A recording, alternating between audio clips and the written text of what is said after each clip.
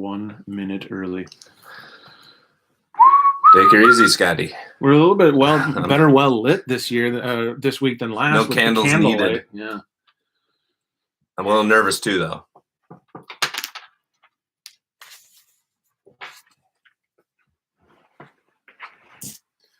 I think you were bringing it in. If we're going back and forth. Boy, I haven't thought of a nice song or anything. Well, we'll see what the intro is this week. I've left space. It's blank. It could be left up to the loons or not. Oh, yeah. All right. I'm going to 3, 2. Got some Moose. Got some Moose fans in the chat. The Moose are on the loose. All right. Ready?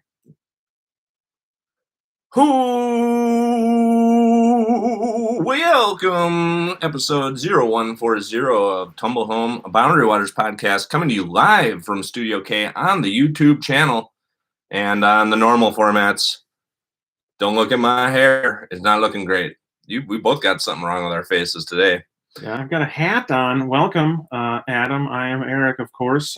Thanks for the quick on-the-fly number of the episode. I didn't even have that ready. I'm ready today, and I think it's even right for once.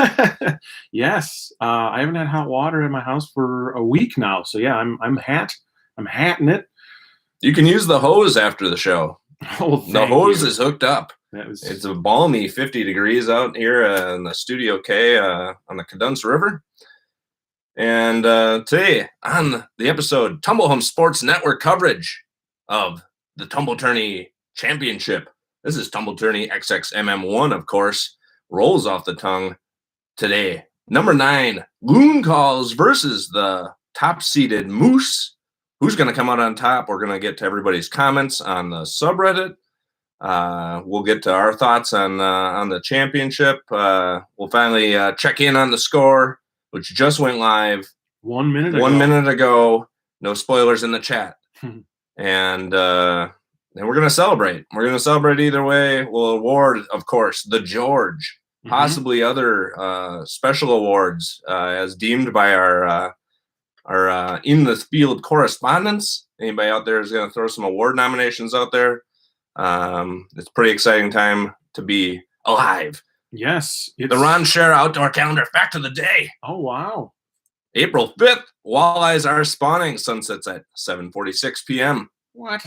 The walleyes are not spawning up here yet. There's still plenty of ice. I was out on the ice yesterday. It was making odd noises, but there's still plenty of ice up here. But I don't know, maybe down in the Mississippi, they're spawning. Oh, I'm sure down on the river. Yeah, there's a crazy early season, like down on Lake Pepin. That's where water skiing was invented. Did you know that? Neat. And the water ski ramp. Yeah. What do they come up with next? What will they come up with next? We are, as always, sponsored by our fine friends on Patreon. Hello, patrons. I hope you are enjoying the Larry Bird biopic conversation on Hoosiers we had last week. Back to our regularly scheduled programming next week with The River Wild. I know that you've been craving more bacon. Heaven, that is. He's coming back. Where did Bacon make it in the tournament? Bacon lost in the second round. They round. didn't do great. They lost to the Rainflies. Yeah. But we got a whole another heaping plate of sizzling bacon commentary on this week's TCC. Yeah, I mean, maybe we should have made it more clear. That was Bacon, Kevin Bacon. So maybe they would have done away with Rainfly if people would have known. Next year, parentheses, Kevin. Gerald Rainfly is also in that movie. Lesser as a side character. Yeah. He plays one of the boulders in the river. Well, that's an appropriate role for George Rainfly. So smooth. So convincing. I'm thirsty, Eric. It's afternoon. What do we got going on here today? Well, it is Championship Monday. The first Monday in every April is Championship Monday. You can mark your calendars for 2022, ladies and gentlemen. We already know it, yeah. We are drinking in commemoration for this glorious day to cap off this glorious, majestic, magical, and regal. And regal. Also regal. We're drinking the champagne of beers. That is Miller High Life. But we're not just drinking them plain. Oh, right in the hat. Good thing you wore the hat. It's not an episode of the Tumble Tourney unless somebody gets a bottle cap off the face. Oh, I put one in the lapel. I almost got beaked. Well, so we're taking a sip of these. Cheers, my good man.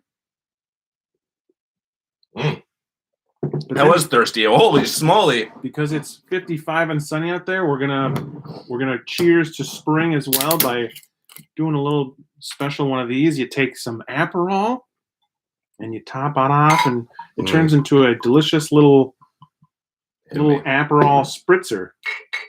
Teamwork, making it happen. Wow, and this is fun. Yeah, have you ever had one of these? No. Ooh, they are addicting. Great. Yeah. I need more vice. I need even more of an addiction. Because I was like 50-50 on beer before today, but now I'm really feeling like I got to have beer every day with a little Aperol. I haven't had one of these since last summer. Yeah, you always see the aperitif, digestif section of the liquor store, and you're like, what do you do with half of that stuff? Mm-hmm. But this is what you do with the Aperol. You pour it into a Miller High Life. You can do it. A Grain Belt is another beer that it works well with. All right. There's definitely only a few kinds of beers that I feel like it works well in. And for whatever reason, the High Life is the beer that it matches perfectly. Well, it's fancy. That's a fancy beer. Yep. Trailer Tart Boys would definitely drink Aperol in High Lifes. Yes. In like a coffee mug. Yes. Yeah. We would be mixing it into a large pitcher and then pouring it into plastic cups. Yeah. Oh, yeah. Those are good. Before we move on, I should just say, I don't think there's ever going to be a Tumble Tourney in the future. Full stop. No. Yeah. No, that has the muck boots back in the tournament because I went for a 7-mile hike yesterday. In muck boots? No, in extra tough neoprene rubber boots. Yeah. And I don't know why it took me so long to get on that train, but I am fully off the muck boot train. Is Extra Tough the brand? Mm-hmm. Oh. Yeah. They're those brown and like yellow colored ones that you see people wearing. Yeah, the They're cool like, kids. Wow, you always hear about, well, these are the ones they wear up in Alaska. Goes really nice with a red flannel. Mm-hmm. But I mean, all of the problems with the muck boot, gone. Like my sock was not soaked after I went for. How are they breathing? They're just thinner. It's just a really thin like rubber. Uh-huh. We'll see. Maybe there could be some. What about when it's cold though? Well, I'm not. Again, I'm off muck boot in the winter because I can't handle the wetness and the actual foot support. That back heel spot wears out so fast, and then it's like a size too big almost once that happens. And, I was just mucking around in the woods yesterday up at the land, and it's still quite deep snow out there, so it was nice to have those on. But then I was out changing the oil this morning in the driveway, and it was like as I've already mentioned, it's 50+ degrees out there, and it's way too hot. My foot was soupy. Yeah, it's like, all right, I should have got the sandals today. But so you're saying there's a better boot? In the boot conference, that footwear conference, it's got some really good boots in there, but I think it could be. I mean, we'll see. I just got them, the longevity. There's a new sheriff in Boot Town.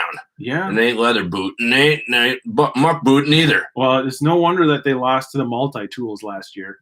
Yeah. Muck boots can go on.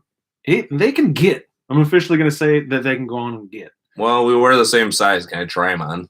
Sure. I gotta see what's going on with these before I go buy a pair. I mean, 7 miles in a pair of boots like that, and my feet felt great the whole time. And like just the way that they just hang onto your foot so nicely.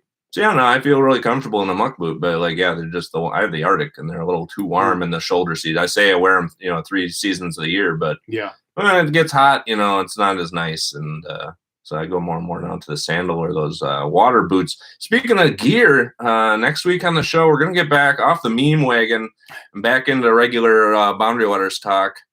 We're going to have a question of the week. We're discussing it right before. Yeah, time for a question. And we're talking gear, but in this way.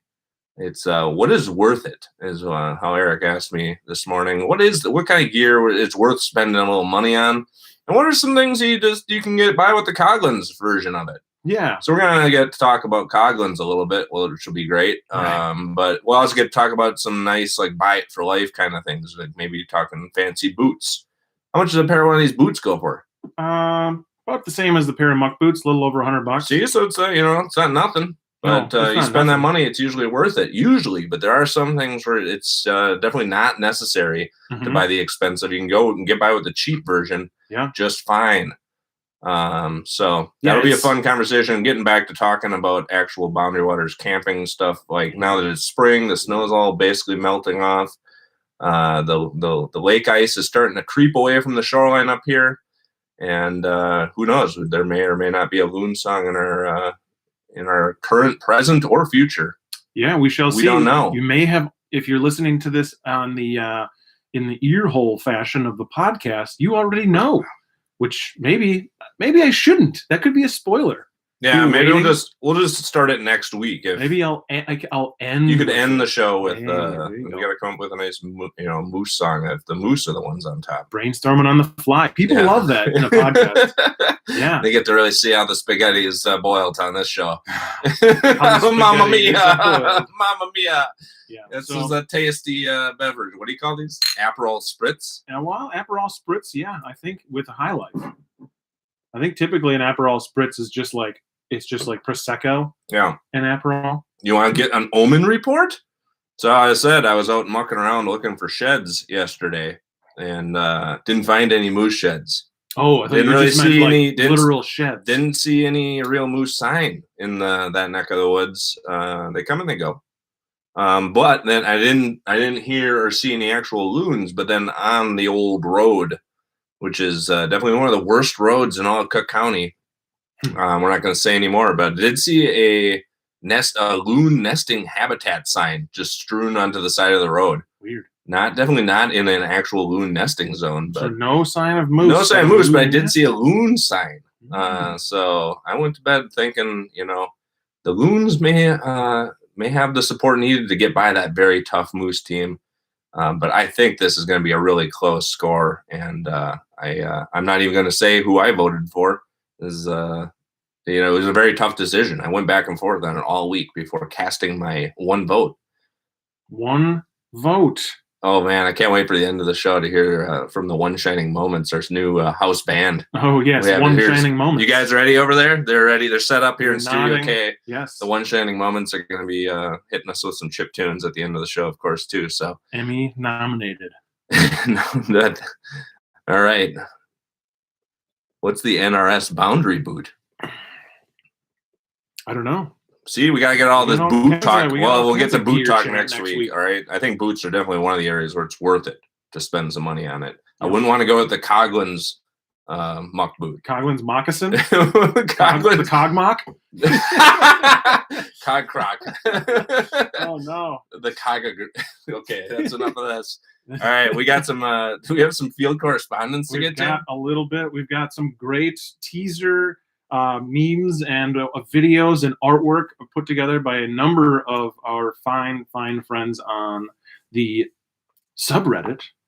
Oh, yeah, if you're a recovering social media user, tumblehomecast@gmail.com. What's worth spending money on and what's not? And do you have a favorite Coghlan's item? If that is one of those two things, send us an email.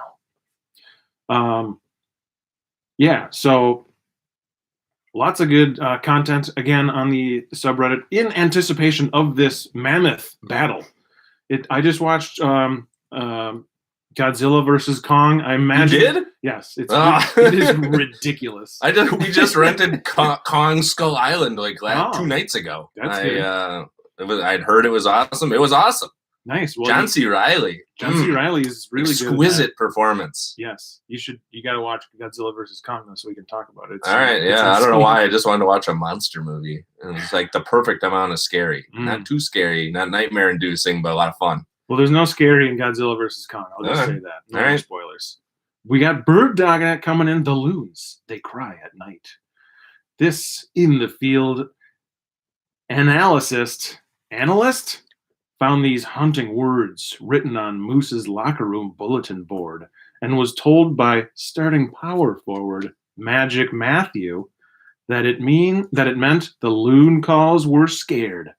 Well, it's true the plucky yodel geese have Yodel geese? the yodel geese. Wow, that's great.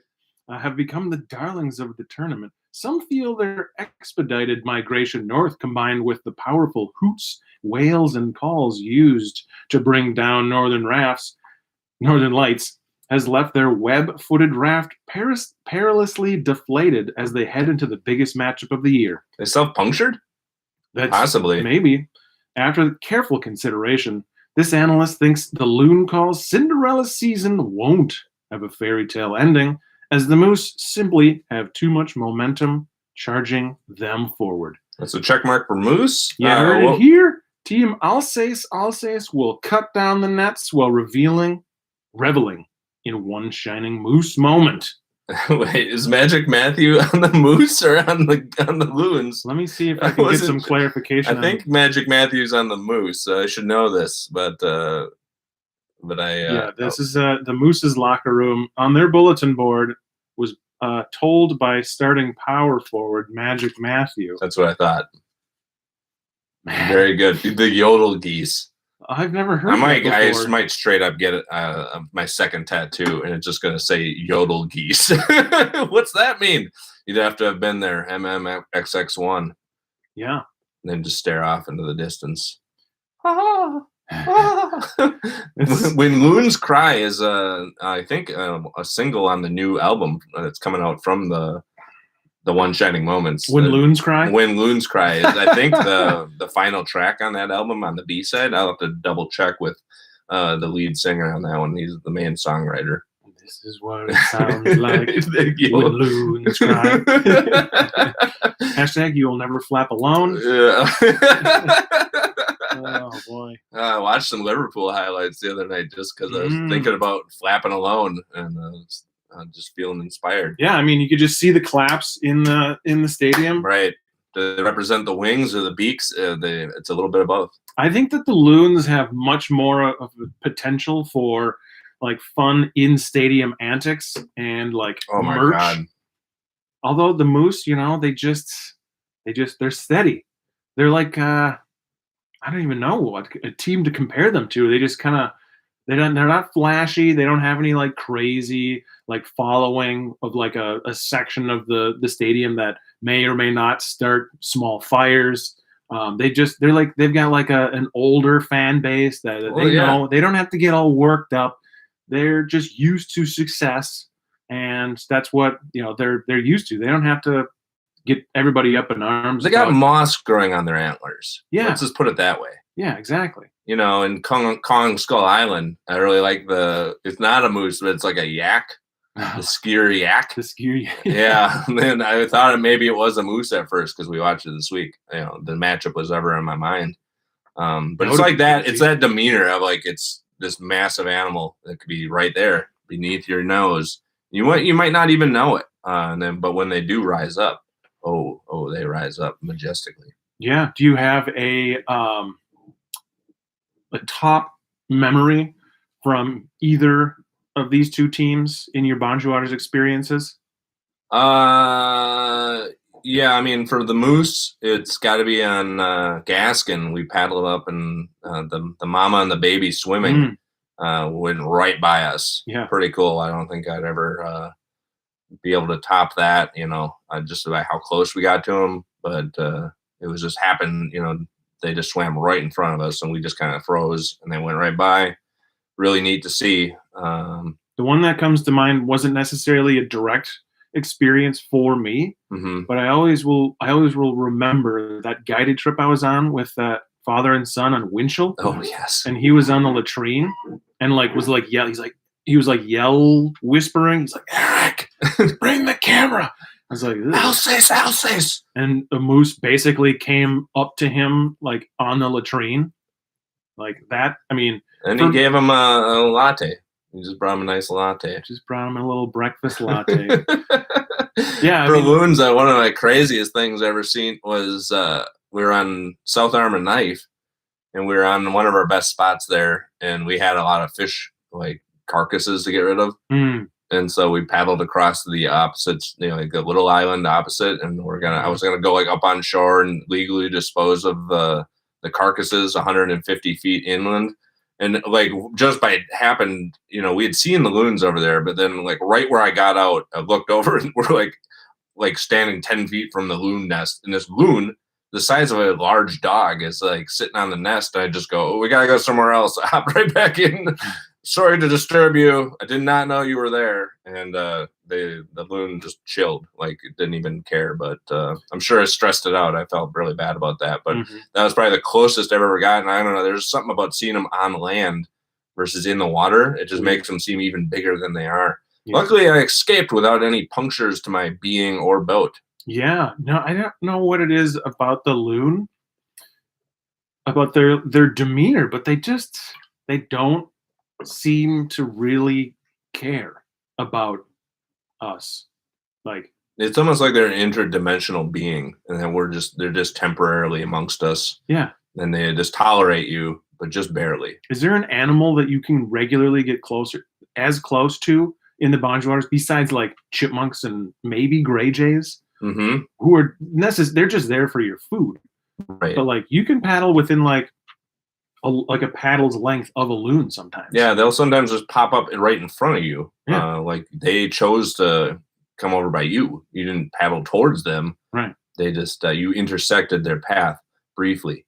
I would say the only other one would be also a bird. Would be the grouse. You sometimes get very close to them on a portage. They don't seem to. They don't seem to be doing that on purpose. They're the opposite. They're aloof, where a loon may be just a bit aloof. The grouse is just a bit of a goof.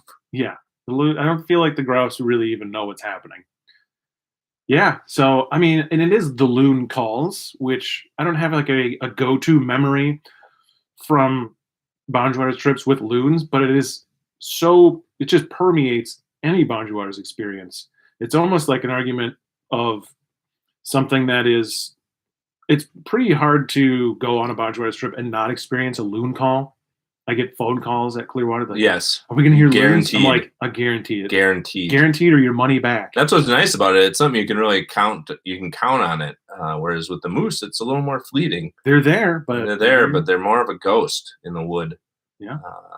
But if we agree they're there, then they're there. Yeah. And if they're there, they're there. Absolutely. Shout out to the Unicorns. Remember that band? No. Really? Yeah. What? I Was Born a Unicorn. Yeah.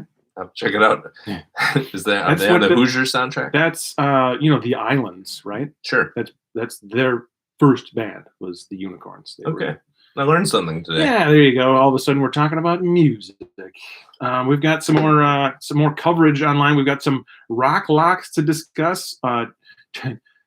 Cheap Dancer put together like a spreadsheet of like who's been the most correct on rock locks, and there's the potential for a clear-cut winner on who had the most rock locks of the week. We'll get to that in a second here. Oh boy! So we've got the rock lock final pick here. I'll read Aldi 1, and then you can read the next one here. This is short. Matchup and lock of the week: Moose over Loon Calls. 80-74. Given the score and everything, that would be the closest I think thus far. We have not had a under 10. Under 10, yeah. A single-digit win in a Tumble tournament is like that's like quadruple overtime. That's like a golden goal in Anfield. Oof, a golden goal Euro in Cup Anfield. final. Is that how that works? Yeah. There you go. I think so. Next up on the show, Life Worth Stealing with 5 boxes of wine. I can't believe you got boxes of wine in Coghlan's. You haven't figured that out? I haven't tried to download the newest version of it. And you're on daytime mode over here. What a psycho. The high-flying loons might take some time to take off in this matchup, but they'll be able to dive deep to feast late in the game. Moose's slow and steady approach might seem wise, but like the climate has changed, this tournament has gotten too hot for the moose to survive. Look for the loons to be the latest creature on the lake. The last creature on the lake. Loons! Hashtag lunatics. Hashtag last creature swimming. I'm adding those Great comments from Life Worth Stealing. Thank you for being on the show. Boy, these spritzers are going down smooth. Thank you, Life Worth Stealing. I don't think I'm ever going to be able to forget the term yodel geese. I don't think you should. This is a real heritage matchup, but that's a real progressive naming right there. The yodel geese. Yeah, and I think it's run its course in terms of like being funny or a fun thing to say anymore. But it is reminiscent of the raccoons being referred to as trash pandas. Yeah, that's nicely done. The yodel geese. I just love anything with yodels. Yeah. Square Jaw 77. Got some in the field predictions here. I am going to rock, lock, insert rock, lock sound here. The Mighty Moose for the win. Loonies are a tear-jerking underdog, but even their tricky water battle slaps cannot defeat the largest species of deer in the world. That's right, and that's a rock fact. That's a rock fact, absolutely.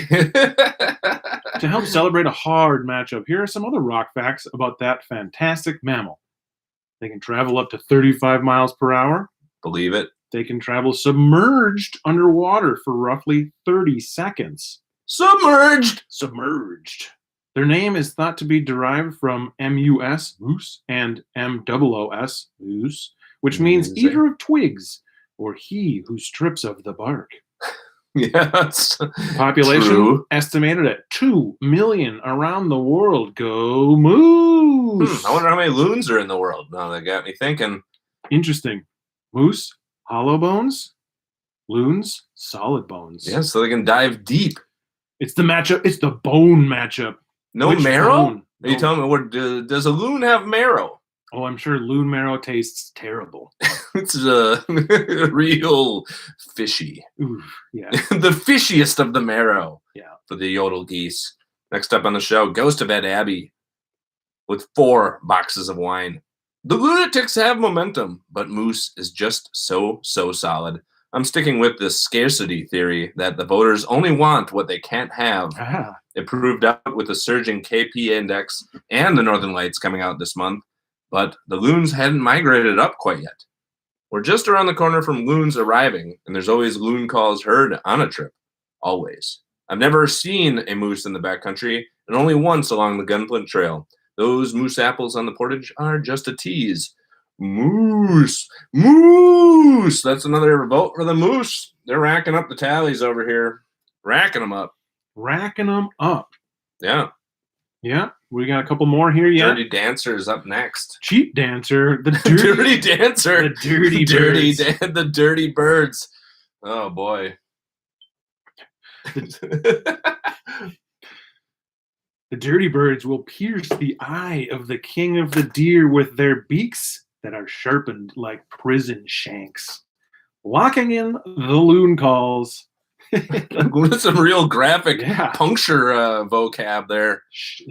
Prison shanks. It's a shiv. I'm scared. It grew up my big toenail and I'm going to shiv you. You don't ever think there's any loons out there like with a dead beak? Dead beak? Dead beak in it. Wow. If a toe can die. Yeah. Oh, that was sad. Yeah, very sad. Come on, you can do better. If a toe can die, I bet a beak could die. That'd be sad. I'll put in some audio of a better popping. That's whereas like the rock sound is so satisfying that sorry to anybody out there who was watching that was the saddest popping of a bottle of High Life in my entire adult life. Yeah, Derek on the live chat wants to know which animal tastes better, loons or moose. Joking about eating a loon or like an eagle is a thing. Yes. Because you just never hear of it happening. I don't think either would taste anything. Moose is delicious. Moose is apparently delicious. I've always wanted to try moose, and moose hunting's no longer a thing. No, at least here, I'd have to go to Alaska or something if I wanted to hunt one now. Yeah. Maybe Maine? I don't know if they have a season there either, but I remember Canada, I guess. Go to Ontario. I was in an EMT refresher course down at the hospital in Grand Marais like 10 years ago. And there was a police officer in there with us. and he came in with a whole like deli platter sampler of different cuts of like prepared moose. Mm-hmm. And whoa, your Aperol is kind of. But he was a police officer, and there was a roadkill moose, and he was able to get a piece of it and made like a bunch of different sausages out of it. And so it was Sounds just like wonderful. the most random occurrence of like, hey, I bought a bunch of meat, moose sausage into this like EMT training class that I would have never like. The only reason he got it is because like, yeah, the hunting season had ended, but they put it to good use. So. No, I've heard moose is delicious. If anybody out there got a line on where I can purchase some moose, I would be happy to purchase some. I want to try some. I'm sure you can get on the dark web. Yeah, I got to go over to Mount Gox and trade in some Ethereum for moose meat. Oof. Anybody out there got a line on some deep web moose? Yeah. Where do you get moose meat these days? I think we're at Dirty Dad Bod here from our In the Field. Roadkill loon tastes awful. Yeah, especially I bet it does. Roadkill. Dirty Dad Bod 523 with 2 boxes of wine. I'm allowed to break Rock Lock bylaw this week due to it being the only match, and I think it's pretty obvious who has the edge here. Obvious. Is it now? Final Rock Lock of the year is the Loonies. Hashtag Lunatics. Hashtag you shall never beak alone. We got one more on there. You want me to just finish her out for I can go ahead and read off Hopalicious last into the post. 2 boxes of wine. The Loons are too pesky and loud. They will overcome the solid play of Moose. Loons win a close one. In relate bird news, Larry Bird is from French Lick, not Deer Lick or Skidmark. Okay, so that clears that up. That's 2 late votes for the Loons here. Now it looks like we kind of tied her back up. We're very close. It's the field of experts out there in the field. Their analysis is even, it looks like. We got about 50-50 even votes for Loon versus Moose. That doesn't really clear anything up.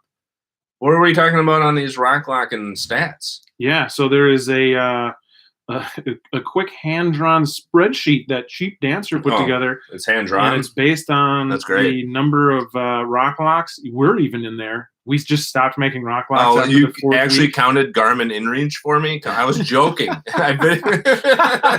Oh, you better take it more seriously next year, Adam. Well, I don't think even if you would have gotten that one correct, you'd still only be at 3 out of. Yeah, but I did a 14 seed soft lock twice, though. Isn't that worth something extra? No. What are the formulas in this spreadsheet? Well, I mean, Cheap Dancer might have to give us the. That's fine. That's fine. The Goodwill Hunting chalkboard equation. Yeah, we did stop making rock locks at the end because I don't want to influence the votes too much. So here's the updated. Who is going to be the Rock Lock champion? We already know Aldi 1 is the Final Four prediction champion, but we got the Rock Lock. That'd probably be the Greg Award. The Greg, yes. Mm-hmm. And at this point, I could tie for wins if I lock in Loon calls and they win, but that's not going to happen because I didn't make a lock of the week. I could still, I guess. It can't be like a retroactive lock just to win the award. No, but really, it's not going to even be close because Dirty Dad Bod has 4 correct locks, and Aldi 1 also has 4 correct locks, and they both have different. Yeah, Dirty Dad Bod just gave us the Loons. Aldi 1 had earlier locked in Moose. Yep. Very interesting. So, wow, we got a. Oh, and if the Moose win, Ghost of Ed Abbey would also tie. So for an outright winner, Ghost of Ed Abbey also has 4 correct as of right now? Yeah. He had Gravity Filter, Wool Shirt, White Pines, and Moose. And is calling Moose in the finals. All right, so Dirty Dad Bod has a chance to walk away with the Greg today. He does. The first ever. We didn't. It was an unofficial award last year, and this year is an official award at the banquet. Get your lottery tickets in your 50-50 raffles. Go to the subreddit to find out more. 50-50 raffles. Yeah, we got a 50-50 raffle going on. Yeah. We should start doing 50-50 raffles for each show. Where's the we're going to benefit something this week. Who knows? Buy more Aperol, maybe. Yeah, I mean, the I did get an email from a concerned Canadian listener who did really want to warn us against the litigiousness of the Canadians when it comes to the initialization of Tumble Home Sports Network versus their biscuit slapping purveyor TSN of the North. That's why we named it that. And my argument was that we use our T to actually represent a word. Because TSN in Canada stands for the Sports Network. This should just be SN then. Yes. You don't get to initialize the. T's get left out. Canadian Sports Network makes more sense than the. It should be CSN. Yeah. They don't just drop the. Get the T out of your at TSN and just let us have it. Let's get the gif of Timberlake going, drop the. Drop the. It's cooler that way. Yeah, it's cooler, way cooler. He's right. Also have some fun with the one shining moment. So it's necessary for the joke to land to use the. If you just said one shining moments, it wouldn't be nearly as funny as the one shining moments. And just one last artwork that I should show you here is the Dewlap Slap. It's pretty good. This is a very nice drawing. Yeah. Got the action star there. Yeah. The loon is well drawn. The moose is well drawn. The only thing that it's missing is like one of those like Batman, like whap. Like little like words. Smack. Grang. Like, they had to continually come up with different like. At this point, we could have a whole episode just on sound effects that we've done. Mm-hmm. Yeah, that was a pretty good one. I was trying to avoid the subreddit for most of the last couple of days. Just I didn't want to. I wanted to come into the episode fresh, and by that point, I had already decided on my vote. Are we going to say who we voted for, or is it not is it not something we need to share? I mean, I will always tell people who I voted for in any situation. Okay. Do we want to run down how these two teams got here and get to the results and close out this year's Tumble Tourney? Yes. Okay. Well, a bit of a Cinderella run, as you all know from the Loon calls. A smackdown of the Saws in Sven in round one. And the true Cinderella story started when they, again, 146-81, took out the bags of wine. The famous puncture game. Everybody now remembers that was the moment I think the Loons really arrived on the scene. They punctured that bag of wine. It's the upvote button on our subreddit. I mean, that's just ridiculous. Yeah, I mean, the brazen. Whoever wins the Tumble Tourney, we might have to change the upvote button. Yeah, we might. Oh, there's so many things in the works. And then moving on, it's at the Sweet 16, the Loon calls and the Hammocks. Again, 159-61, not even close. This is the start of the magical run when things were really starting to reveal themselves as maybe the 9 seed a little low for the Loon calls. And then clearly. In the Elite Eight, a Cinderella versus Cinderella, Loon calls versus Wool Shirt. Yeah, that was a fun one. I wish I'd made it to that game, but I did see the extended highlights. Don't tell me the score. Yeah. Yeah, we need a don't tell me the score set up for the next year's for XXMM2. Yes. So yeah, again, not even close. 173-31 Loon calls into the Final Four for the first time in their. They're only getting stronger. They are only getting stronger, and I would say the matchup and the game that shook the tournament. Even that bag of wine upset was kind of like, well, I wasn't that surprised. Makes sense. But the shocking Final Four matchup with them ousting the champions of last year, Northern Lights, by 18 points, 96-74, to see them in the finals. They locked it down. I think Steve only shot like 2 for 13 from the field. KP Index got his, always does. He does. I hope he doesn't turn pro. I hope he does. I hope he stays around for his senior year next year. Next year is his senior year? Next year is, yeah. He was, or was he a freshman in the first year? Maybe I think it's his junior year, but I mean, is he going to really play 4 years, 5 years? I don't know. Go for your masters, KP. Yeah. Stick around. Reverse polarity was actually punctured. He got beat. He got beat. He got beat hard. Didn't make it out of the locker room for the second half, and Coach Berkland was not happy about that beak call being missed. Yeah, it's a 2 It's a minutes 5-minute for major. But play it as it lies. 96-74. It wasn't really even that close. Beat him by 22. It's my favorite number. Is that 22? I think I said 18. It is definitely 22. Math checks out. So yeah, they kind of cruised a 22-pointer in the Final Four, being their closest matchup. But it was against the defending champs. I mean, just ridiculous. Mm-hmm. They're coming in strong. 9 seed. Nobody believes it. It's just a number. It is just a number. Seed is just a state of mind. Yeah. Or as they say on the Lunatics, it's a state of beak. State of beaking. Mm-hmm. Choose your own reality. State of beaking. That's right. Yeah. Well, bring us through the Mooses. Moose came in from the Ambrose Homestead and just dominated out there at the Homestead. 254-12 over the sad Kayaks. They were lost, and then they got up against the Camera in the second round, and really, we had said, well, you might just want to put the camera down and enjoy the Moose experience rather than trying to capture a Instagrammable picture of the dewlap. Yeah, 184-39. No filter's gonna work on that. That team just walked right over them, and then they made it up against Coffee, which I don't think either of us had Coffee going to the Ambrose Homestead Championship game. But also another one, I wasn't surprised to see them there. They didn't seem out of their element at all as a 12 seed up against Moose.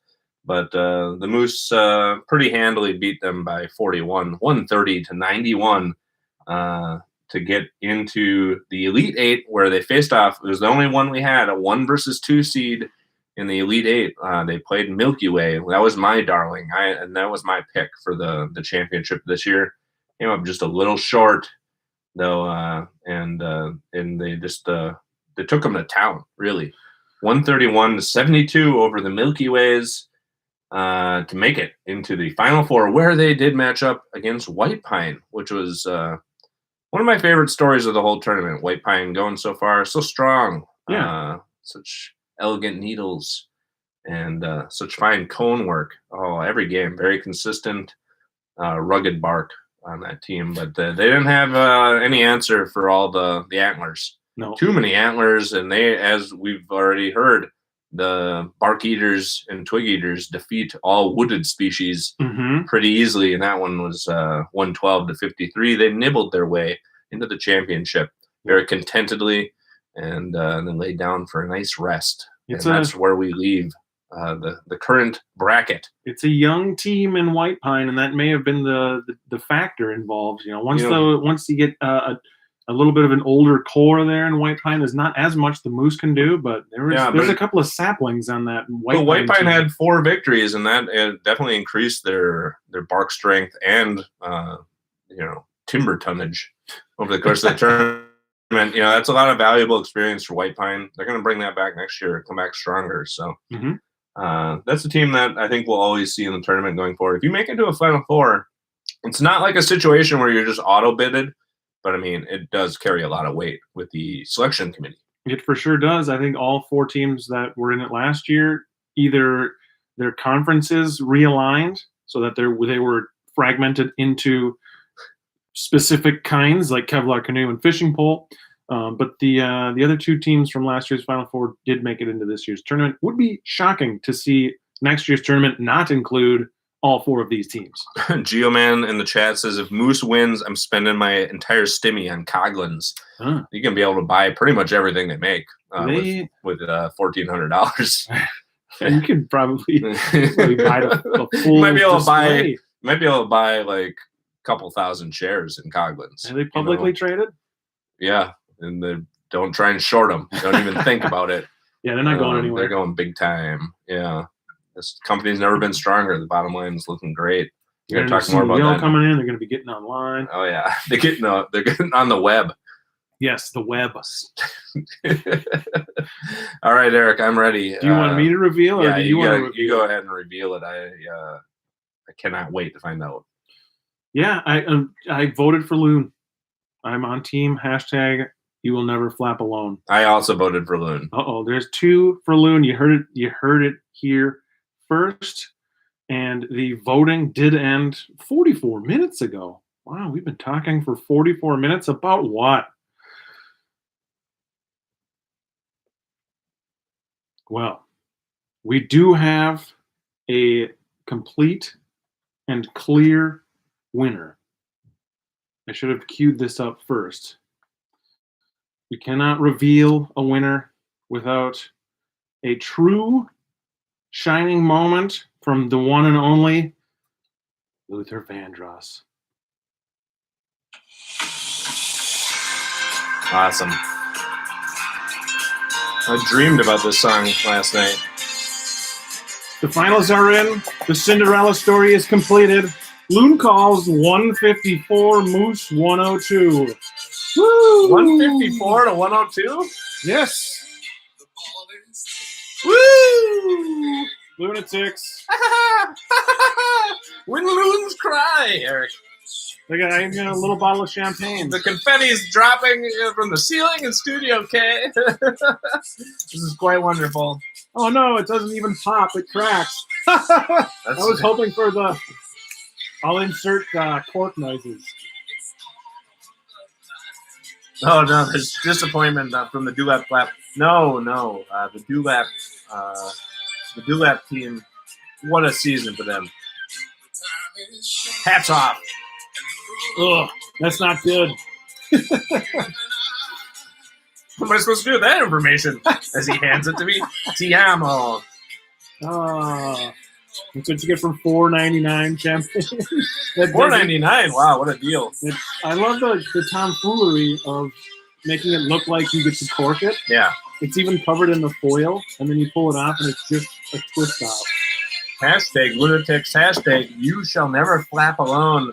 They punctured the moose. You could just feel the momentum with them. Although the voting from the insiders and the in the field analysts seemed to be pretty even. The voting wasn't that even. 154 to 102. That's a good amount of voting, though. Oh yeah, that's about what Luther Vandross voted for. Oh. Coach Gavia Immer II with a big victory in this year's tournament, and a team that's going to go down in history. Probably going to hear some Loon Call music coming up at the end of the show here.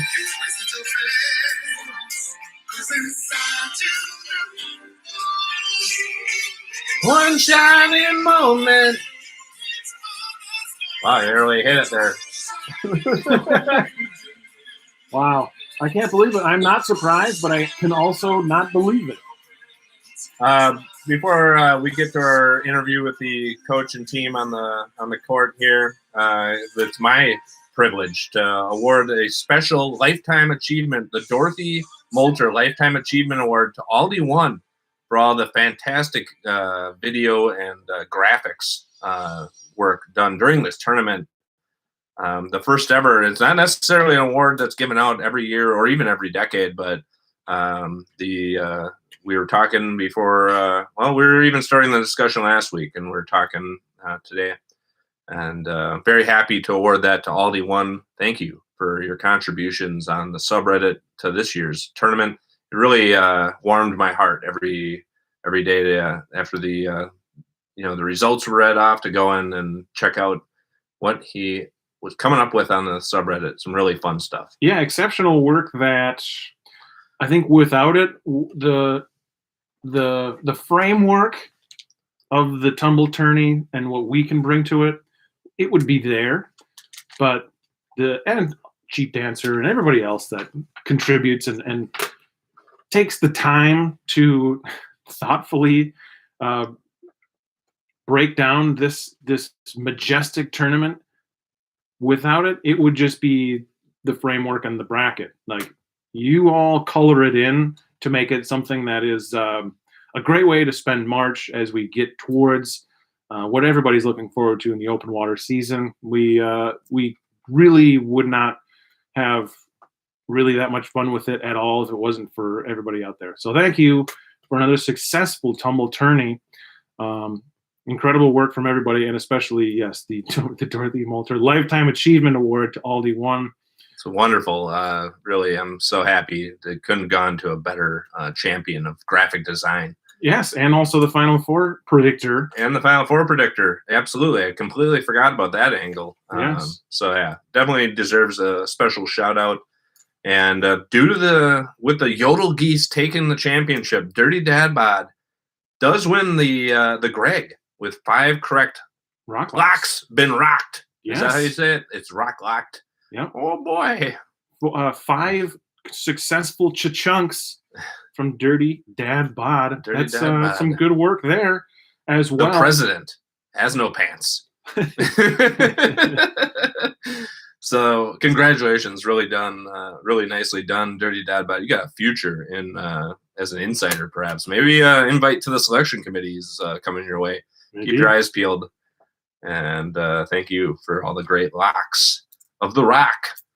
Eric, who do you think as far as the George?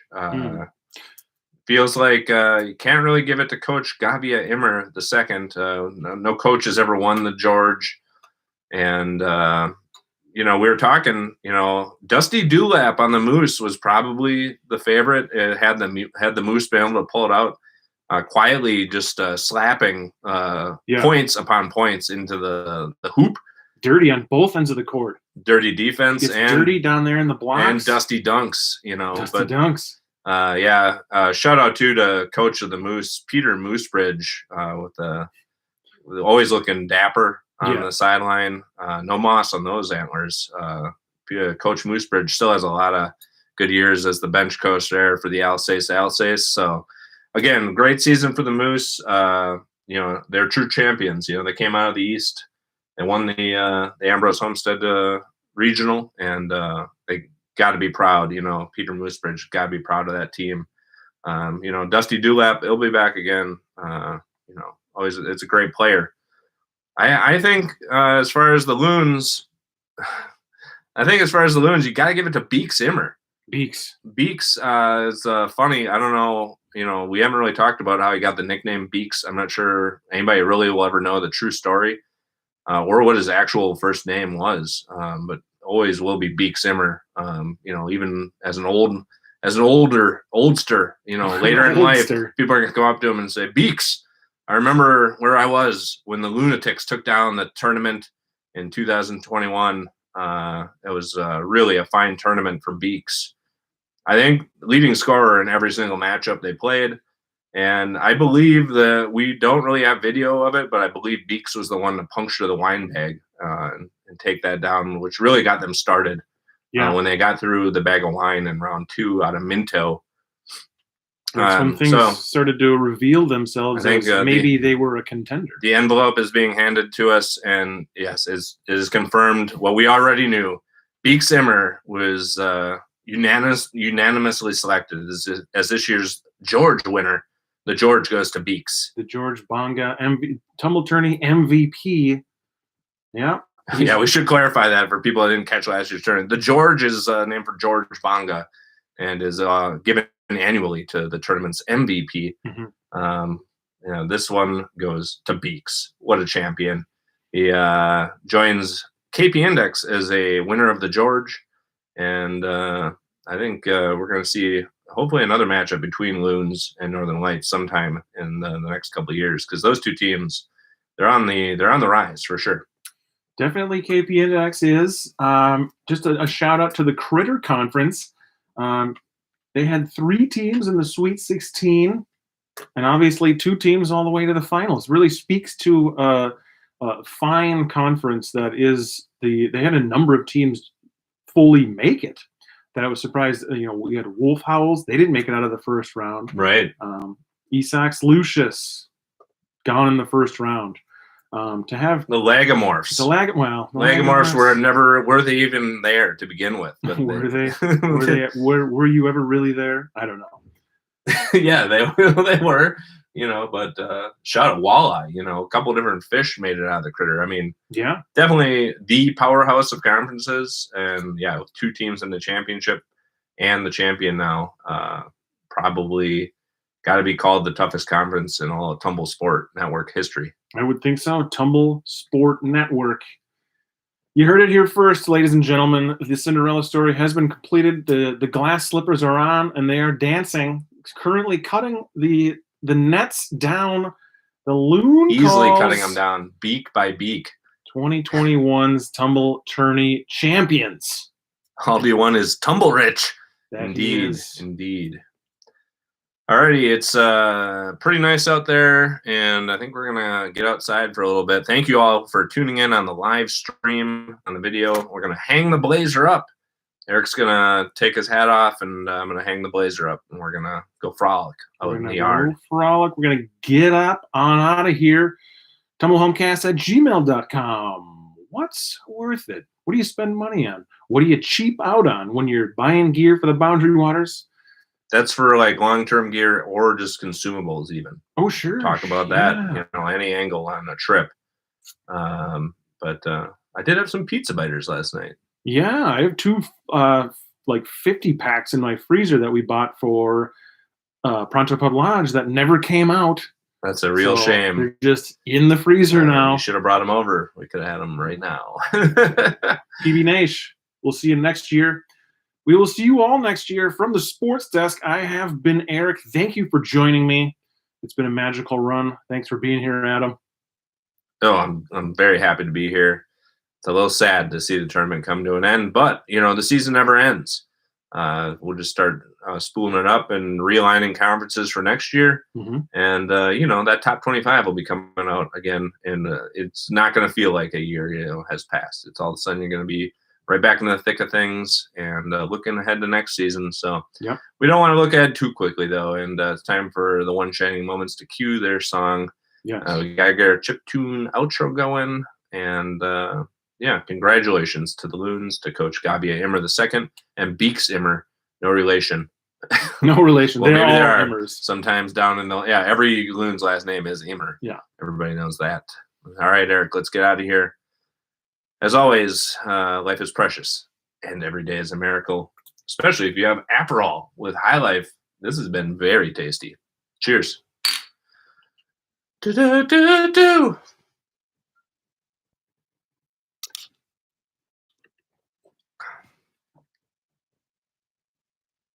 Look at those bottles. Look at them bottles of swimming.